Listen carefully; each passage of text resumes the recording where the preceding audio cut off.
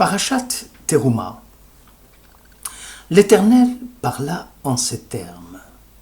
Invite les enfants d'Israël à me préparer une offrande de la part de quiconque y sera porté par son cœur. Vous recevrez mon offrande, et ils me construiront un sanctuaire pour que je réside au milieu d'eux. Exode 26.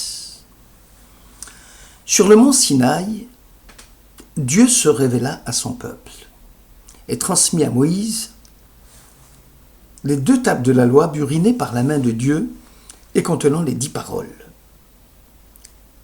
Seulement, les restes des mitzvot de la Torah, ainsi que les événements à venir, n'étaient pas encore donnés à Israël. Comment peut-il en être autrement?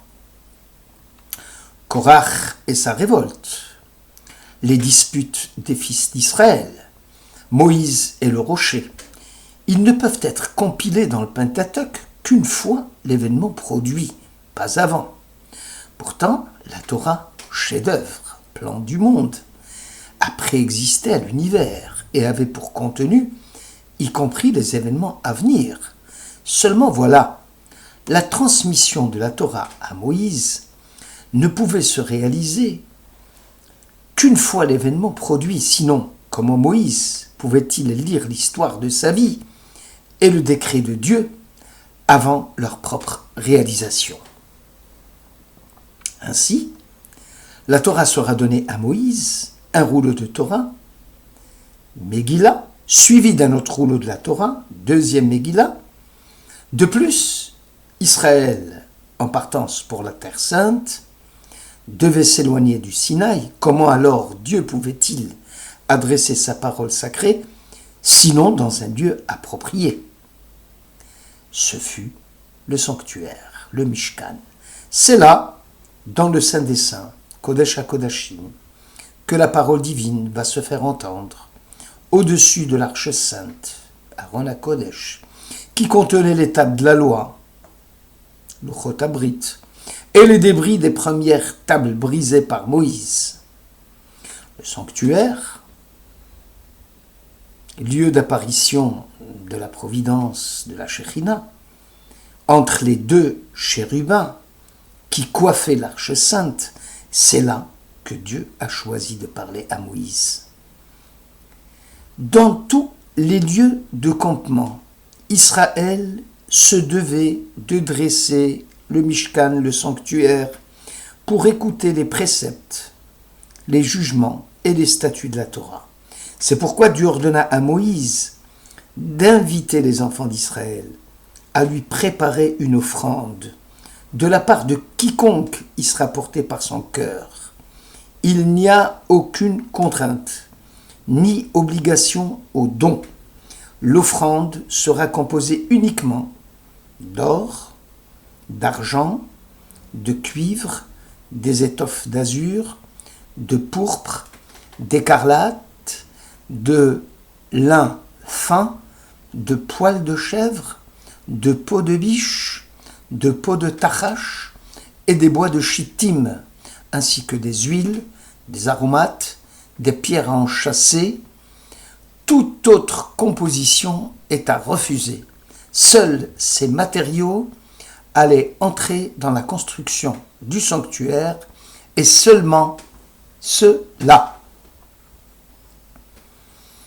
Le Ohel Yaakov, à propos du verset du Cantique des Cantiques, le roi Salomon s'est fait faire un palanquin en bois du Liban. Les colonnes en sont d'argent, la garniture d'or, le siège en pourpre. L'intérieur en a été paré avec amour par les filles de Jérusalem.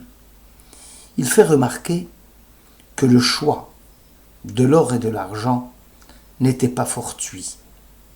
Et ce n'est pas par amour de ces matériaux précieux que Dieu les a prescrits pour l'édification de son sanctuaire, mais surtout par le caractère précieux que justement les hommes accordaient à ces matériaux, que Dieu les a choisis. Car en offrant à Dieu ce qui est cher aux yeux des hommes, ces derniers offrent également une partie de leur amour pour Dieu. En vérité, c'est l'amour de chaque juif pour Dieu qui constitue la demeure de Dieu sur terre. Ainsi, Dieu va demander à chacun d'exprimer son propre amour qu'il porte au Créateur en faisant une offrande à partir de ce à quoi il tient le plus. L'ensemble de ces offrandes constituera donc le sanctuaire. Aussi, le roi Salomon va parler du palanquin en bois, dont l'intérieur était paré avec amour par les filles de Jérusalem. Ici se pose le problème de la relation entre l'acte et la dévotion intérieure. Ils me construiront un sanctuaire pour que je réside au milieu d'eux. Aucun acte religieux n'est intégralement accompli, sinon dans le consentement du cœur et par l'aspiration de l'âme. Bahya ibn Pakuda disait « On ne rend pas le culte avec son corps si l'on ne sait pas rendre le culte au fond de son âme. L'observance ne peut être réduite à une soumission extérieure à la loi. L'assentiment du cœur constitue une exigence de la loi. Le sanctuaire a été édifié par l'amour et la Torah demande d'aimer Dieu. Tu aimeras l'Éternel ton Dieu, ou encore tu aimeras ton prochain. Toute observance est un exercice préparatoire à l'amour de Dieu. Oublier que l'amour est la fin de toutes les mitzvot, c'est trahir leur signification. L'observance est constituée d'actes par le corps, d'une manière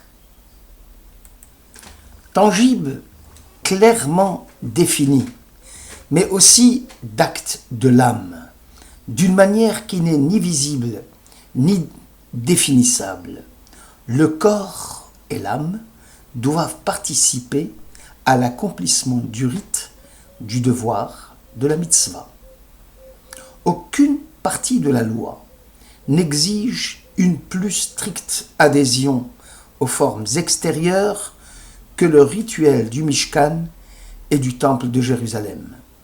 La description des sacrifices et du cérémonial occupe tous les traités de Yoma, de Zevachim, de Choulin, de Yoma, etc. Mais il est significatif de constater que plusieurs sections sont réservées à l'attitude intérieure du prêtre et insistent sur le principe de la validité de la cérémonie qui dépend avant tout de ce qui se passe dans l'esprit du prêtre. C'est la raison pour laquelle on lui faisait prêter serment avant le culte sacrificiel de Yom Kippour. On demandait au Kohen Gadol, par un serment, de ne pas changer le rituel.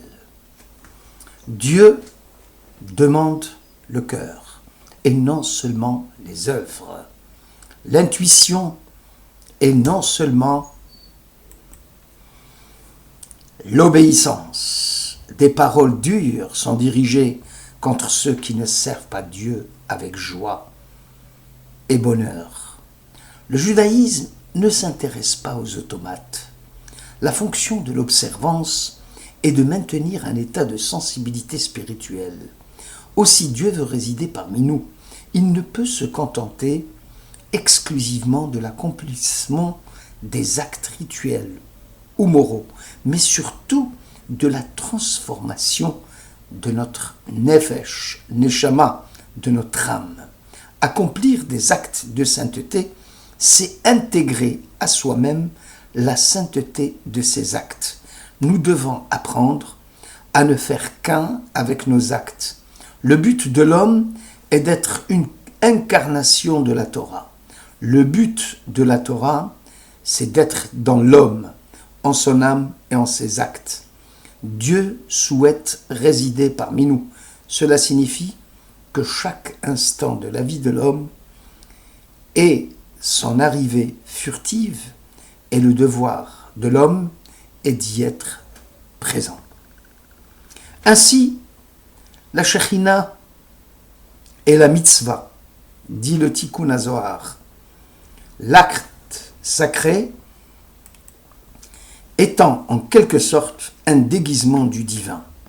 La mitzvah est l'acte dans lequel l'homme répond présent à la présence de Dieu qu'il a en lui. Chaque mitzvah révèle Dieu.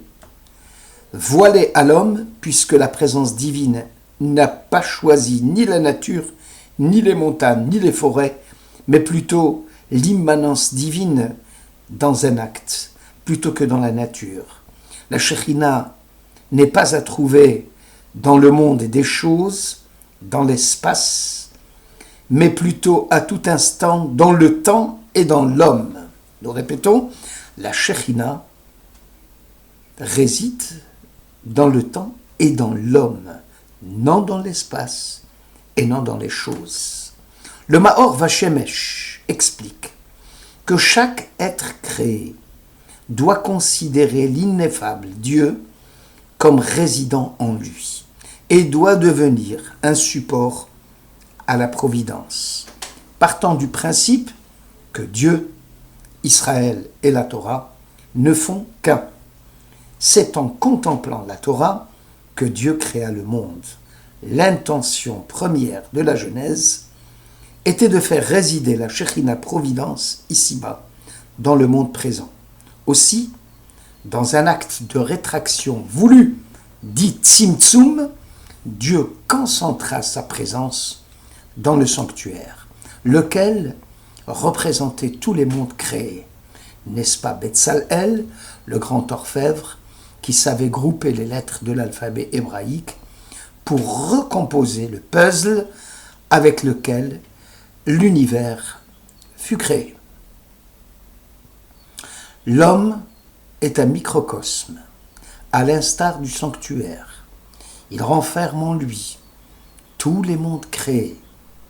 En extirpant la matérialité, l'homme devient support de la Shekhinah, c'est-à-dire une spiritualité vivante, sachant que le sanctuaire ici-bas n'est que le pâle reflet du temple céleste. L'homme, en rejetant sa corporalité et sa matérialité, devient un être céleste, à l'instar de Moïse, homme de Dieu, semblable au plan du tabernacle et de toutes ses pièces, et vous l'exécuterez ainsi, dit Exode au chapitre 25. Nous vivons tous avec la conviction que les actes que nous faisons de bonté, nos intentions intègres qui les soutiennent, sont le reflet de la lumière cachée de la sainteté de Dieu. Sa lumière plane au-dessus de nos esprits, mais n'est pas inaccessible à notre volonté. Nous pouvons, dans nos actes de bonté, dans nos intentions, réfléchir à son amour infini. Le problème du judaïsme n'est pas comment rendre un culte à Dieu en tel ou tel temps, mais comment vivre avec Dieu, et ce, en tout temps. Merci de votre écoute.